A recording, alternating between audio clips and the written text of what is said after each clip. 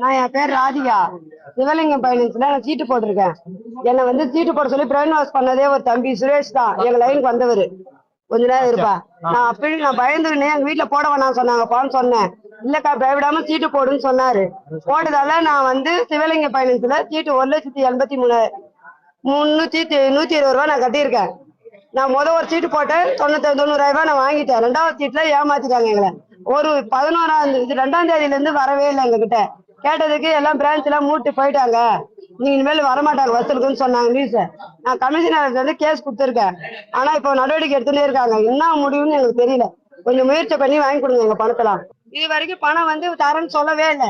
நாங்க இது மாதிரி ஆயிட்டோம், நாங்க வந்து உங்க பணத்தை நான் கொடுத்துட்றான்னு கூட யாருன்னு வந்து நியூஸ் சொல்லலை எங்களுக்கு. அரசு அங்கீகாரம் அரசு அங்கீகாரம் பெற்ற புக்குன்னு தான் நாங்க போட்ட நம்பிக்கை. பார்த்தா இது அரசு அங்கீகாரம் பெற்றதா என்னன்னு தெரியவில்லை எங்களுக்கு. அதை நாங்க தெரிஞ்சு நீங்க வாங்கி கொடுக்கணும் எங்களுக்கு. நாங்க ஒரு 500 பேருக்கு பாதிக்கப்பட்டிருக்கோம் ஆவடியில.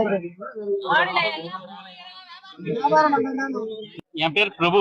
நான் வந்து குமரஞ்சாவில இருந்து வரேன். பாத்தீங்கன்னா சிவலிங்கம் சீட்ல நான் 5 லட்ச ரூபாய் சீட் ஒண்ணு 1 லட்ச ரூபாய் சீட் ஒண்ணு போட்டிருக்கேன்.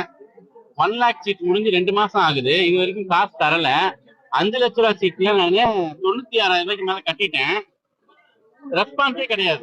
அதாவது ரெகுலரா வந்துட்டு இருந்தாங்க, இடையில வர்றது கிடையாது. கூகுள் பேல அனுப்பு, பேடிஎம்ல அனுப்புன்னு கேட்டுட்டு இருந்தாங்க. அப்பவே லைட்டா